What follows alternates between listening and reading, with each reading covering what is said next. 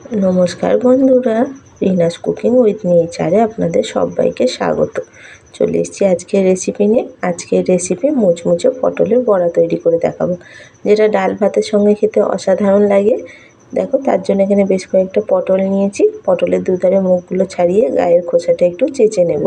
তোমরা চাইলে পটলের পুরো খোসাটা বাদ দিয়েও দিতে পারো।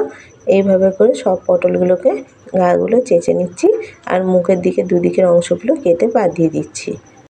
পটলগুলো পরিষ্কার করে ধুয়ে নিয়েছি। ধুয়ে নেওয়ার পর পটলগুলো নিয়ে এইভাবে করে ছুরি দিয়ে মাঝখান দিয়ে চিড়ে দিচ্ছি।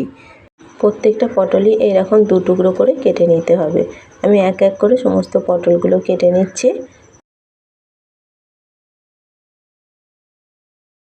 পটলগুলো কেটে নিয়েছি। কেটে নিয়ে এবার পটলের মাঝখানে যে দানার অংশটা আছে, শাঁসটা, সেই অংশটা চামচে করে তুলে বাদ দিয়ে দেবো। এই দানার অংশটা নেব না, দানার অংশটা তুলে বাদ দিয়ে দেবো। এইভাবে করে সব পটলগুলো থেকে দানাগুলো বার করে নিচ্ছি।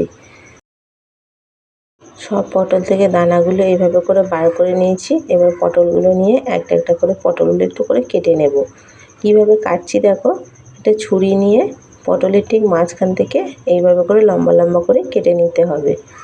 দেখতে অনেকটা ঠিক আমাদের হাতের আঙুলের মতো লাগবে। দেখো, একদিকটা জোড়া আছে আর একদিকটা থেকে কেটে নিচ্ছি।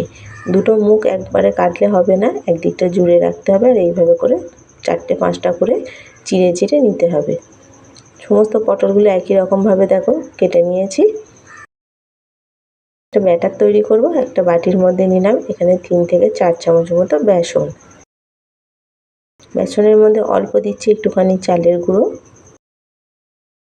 মতো দেবো নুন, তারপর দিচ্ছি হলুদ গুঁড়ো, তারপর দিলাম ঝালের জন্য অল্প একটু লঙ্কার গুঁড়ো, আর দিচ্ছি অল্প একটু জিরের গুঁড়ো।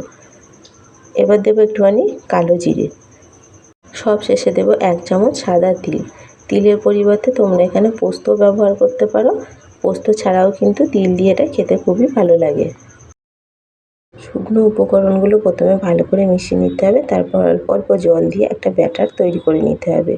খুব বেশি পাতলাও হবে না, আবার একদম গাঢ় হবে না, মিডিয়াম ঘনত্বের একটা ব্যাটার তৈরি করে নিতে হবে।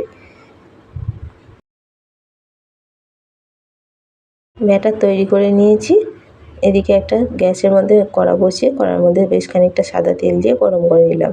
ব্যাটারের মধ্যে অল্প দিলাম একটুখানি বেকিং সোডা। বেকিং সোডাটা দিয়েও ব্যাটারটা খুব ভালো করে একটু ফেটিয়ে নিতে হবে। দেখো, ব্যাটার ফেটিয়ে নিয়েছি, তেলও গরম হয়ে গেছে। পটলগুলো নিয়েছিলাম, একটা একটা করে পটল এইভাবে করে বেসনের ব্যাটারে ডুবিয়ে গরম তেলের মধ্যে ছেড়ে দিতে হবে। আমি পটলগুলোতে নুন মাখাইনি। পটলগুলো যে ছেঁড়া হয়েছে, নুন মাখালে ওগুলো ভেঙে যাবে আর জল জল হয়ে যাবে, সেই জন্য আমি পটলের মধ্যে আর নুন মাখাইনি। এক এক করে পটলগুলো এইভাবে করে ব্যাটারের মধ্যে ডুবিয়ে গরম তেলে ছেড়ে দিতে হবে। এক পিঠ ভাজা হয়ে গেছে, মিডিয়াম ফ্লেমে বড়াগুলো ভেজে নিতে হবে, নাহলে পটলগুলো ভিতর থেকে কাঁচা থাকবে, ওপর থেকে বড়াগুলো ভাজা হয়ে যাবে। এক পিঠ ভাজা হয়ে গেছে, সবগুলো এইভাবে উল্টিয়ে দিচ্ছি। উল্টে পাল্টে একটু লাল লাল করে ভেজে নিতে হবে। বেগুনি, চপ, সিঙ্গারা তো অনেক রকমভাবে খাওয়া হয়। এইভাবে একবার পটলের বড়াটা খেয়ে দেখো। শুধু মুখেও খেতে ভালো লাগে, আবার ডাল ভাতের সঙ্গে খেতেও খুবই ভালো লাগে। দেখো, এটা ভাজা হয়ে গেছে। এগুলো এবার তুলে নিচ্ছি। এরকম লাল লাল করেই ভেজে নিতে হবে। বাকিগুলো একই রকমভাবে ভেজে নিচ্ছি। আমার রেসিপিগুলো তোমাদের কেমন লাগে কমেন্ট করে অবশ্যই জানাবে। ভালো লাগলে একটা লাইক কমেন্ট করো, আর বন্ধুদের সঙ্গে প্রচুর প্রচুর শেয়ার করবে। দেখো, এগুলো এক পিঠ ভাজা হয়ে গেছে, অপর দিকে উল্টিয়ে দিচ্ছি। এইভাবে করে সমস্ত পটলের বড়াগুলো দেখো এক এক করে ভেজে নিচ্ছি। সমস্ত পটলের বড়া তো এক এক করে ভাজা হয়ে গেছে। একটা প্লেটের মধ্যে আমি তুলে নিলাম। আর কতটা মুচমুচে হয়েছে দেখো, তোমরা আওয়াজ শুনেই বুঝতে পারবে।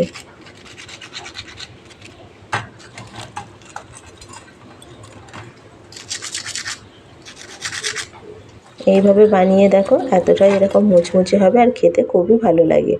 আমি যেভাবে বানালাম এইভাবে বানিয়ে খেয়ে দেখো, আশা করছি তোমাদের ভালো লাগবে। পটলের বড়ার রেসিপিটা তোমাদের কেমন লাগলো কমেন্ট করে অবশ্যই জানাবে। ভালো লাগলে একটা লাইক কমেন্ট শেয়ার করো, আর চ্যানেলে নতুন বন্ধু হয়ে থাকলে চ্যানেলটা সাবস্ক্রাইব করার অনুরোধ রইল। পাশে থাকা বেল আইকনটা অবশ্যই প্রেস করে দেবে। আমার চ্যানেলে নতুন কোনো ভিডিও আপলোড করলে ভিডিও নোটিফিকেশান সবার আগে তোমাদের কাছে পৌঁছে যাবে।